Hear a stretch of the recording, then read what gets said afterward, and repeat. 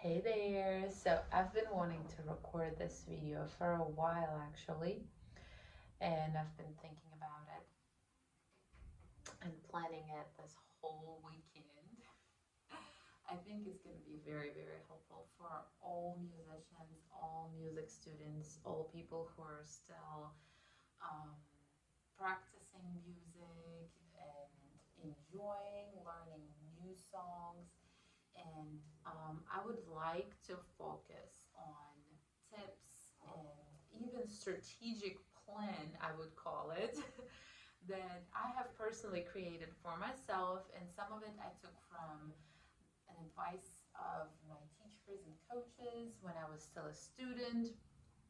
Some of it I kind of came up with myself as I was learning music, or maybe even helping my students learn new pieces, new songs. And whether you are a singer, a pianist, a violinist, an organist, it really doesn't matter. Those are the instruments I play, and I definitely would say if I probably played trumpets, I would use these same tips. So, let's get to it. And the first part, the first very important step when you first learn, okay, this is going to be my new song, this is what I'm doing. I like to listen to a recording, or maybe two or three different recordings by different artists and performers, if that's available.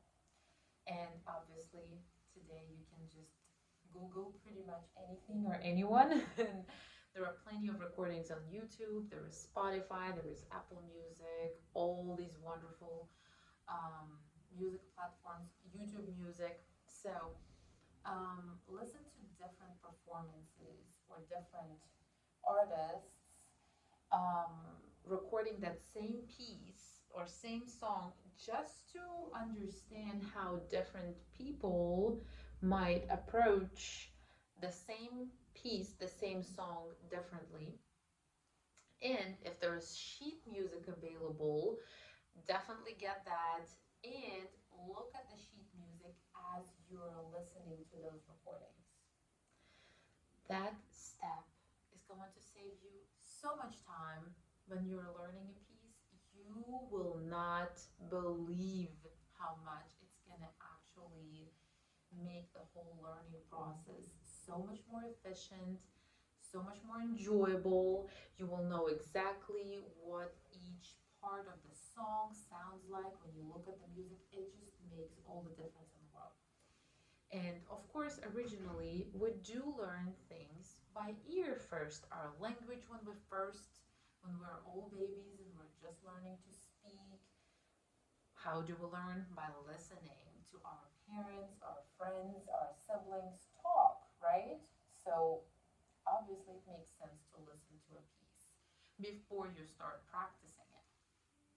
And then the next part is you want to try to go through the whole piece and play it from the beginning to the end.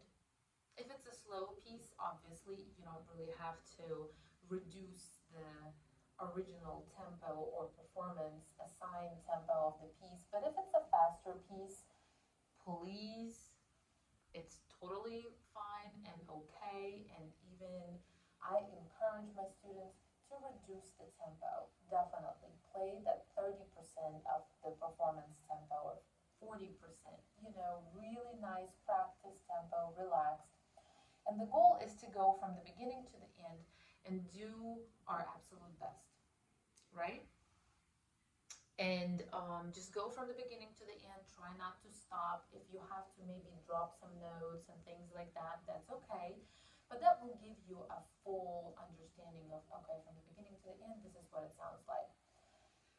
Now, the next stage and the next part of the deal is I like to break the piece up or break the song up into smaller sections, maybe 3, 4, 5 measures at a time, maybe a phrase, maybe 8 measures.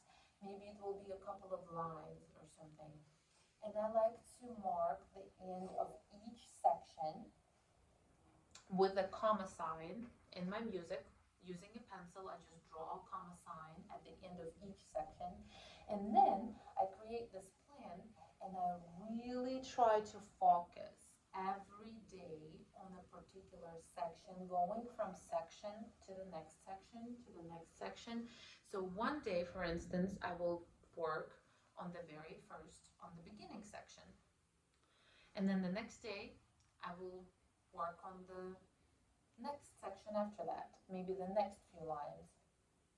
And at the end of my practice session, I will put those two sections together and I will try to make it into this one bigger chunk, so to speak, and play it.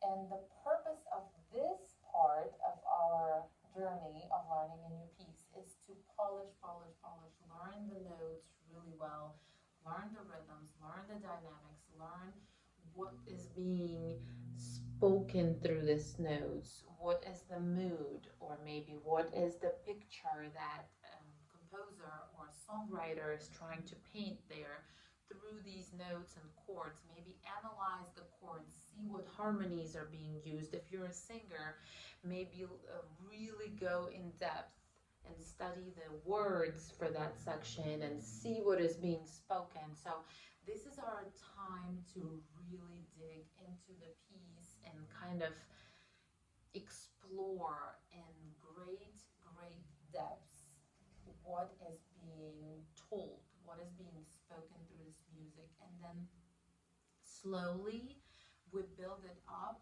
adding section after section, and sometimes we'll spend the whole week on one section. And that's okay. That just means that, the least I would say a challenging piece really takes to learn, the absolute least, in my experience, is probably between 9 and 12 weeks. And then the more challenging, the longer, the more complicated the piece is, the more it takes. It could take up to a few months. It has taken me a few months before to learn a piece. When I was learning some of the songs, some of the pieces that I used for my graduate recitals, when I was studying piano performance, definitely some of them took me a few months. Some of them took me a few weeks, but it's, I would say, a healthy number for a good, challenging song. And I'm talking about true learning, memorized, confident, really comfortable, in-depth knowledge of a piece. I would say 9 to 12 weeks. And that's, of course, where I'm saying practicing every single day, right? Maybe taking one day off a week if you need to or you need a break. So that part, when we break the piece up into small, small sections and we practice section by section, that is probably the longest part of the journey. Because once we're able to put all of those chunks together and we play the entire piece, we just start really paying attention which parts could use more love. And we start to polish those little sections in isolation as needed, but we also just run the entire piece from the beginning to the end, and that's the next step. And we really pay attention to even smaller details. And at that point, I try honestly to, once I've heard the piece at the beginning of my learning journey, and then I go into the section studying and then putting the whole piece together, I honestly don't like to go back too much to that first stage and listening to the recordings too much, simply because once I've learned the piece, I really want to do it my way, not other artists' way so much. So it's healthy, in my opinion, to hear it, hear different recordings, really give it some time in the very beginning, and then just really focus on building my own interpretation, building my own vision, creating my own edition, so to speak, performer's edition, obviously, for that piece I'm working on. And so once that is done, the piece is usually memorized by then. It's usually pretty much memorized after that second part of our journey when you practice section by section. If you really work diligently at that stage, you'll probably have the piece memorized by the end of that stage. By the time you can put the whole piece together, it's nearly memorized or memorized because you just polished and practiced each chunk, each section so much. You really, really have gotten it into your hands or vocal cords, whatever the case is, your fingers. So I basically would say it's three major steps. The first one is getting familiar with the piece, getting the sheet music if that's available, getting the recordings lined up, listening to that, and then sight reading through a piece, maybe about 40% of the speed of an actual performance speed that's suggested for the piece at that time, just so that you can go through it more easily. And some pieces, when I read through them, even at the much slower tempo, if it's, I don't know, a Chopin ballade for piano, right? I mean, I'm probably going to drop a lot of notes when I do that, but I still want to just sight read through it and just do my best and, just get that big picture. And then for a second part of our journey, we go into sections and we polish and we really look into the depths of the music and we'll look at the words if they're words and we'll look at the notes and the rhythms and dynamics and all the marks and everything that tells us more about the piece. In that stage, it's also good to maybe do some research and read on when was this piece written, what is it about in the context of the songwriter's or composer's life and get to know about the history of the song maybe or the piece. That is a really great time because that is when you can spend lots and lots of time just really focusing on all the details.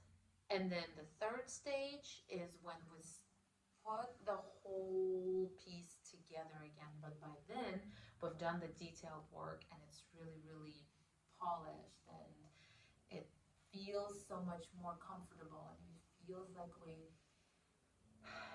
really own the skill of that piece I'm showing on piano because that's what I played. Most of the time I played piano, but I'm also a violinist, I'm also an organist, I'm also a vocalist. So all these tips literally transfer from one instrument to another very easily. And in my opinion, it's kind of almost even useful for any other aspects of our lives, not just music. When you set this goal, you create this vision, you look at the big picture, and then you go into planning and you set. It's very good to set actual deadlines. So, for instance, if you mark a few different sections for that second part of the journey, you can also put possible dates. And for each section, you want to have a date when you will have that section ready, more or less. And of course, don't be too rigid with it. If it's a little bit longer, a little bit shorter time, that's okay. But in general, you want to know, okay, so I have 12 sections. I'm going to spend 2-3 days on each section. So let's see, we're talking about 3.5 weeks, 4 weeks. I should know this piece more or less. I should be able to put the whole thing together. It's good to set those approximate goals and it will really help and motivate because you will know, okay, this is when I'm going to be done with this, or this is when I'm going to know this section, or this is when, and then you start working towards that and you start building your practice schedule with those deadlines in mind. And that really helps organize the whole process better. It really helps to understand how long it's going to take, more or less, and ultimately it really helps just bring structure to the whole process. And then, of course, once that second stage is done and you go to the third stage and you start playing the whole piece and maybe practicing some little details in isolation here and there, by then it's another probably, depending on how difficult the piece is, but I would say another 3, 4 weeks when you just really get that skill of playing the whole thing from the beginning to the end, because that's another skill.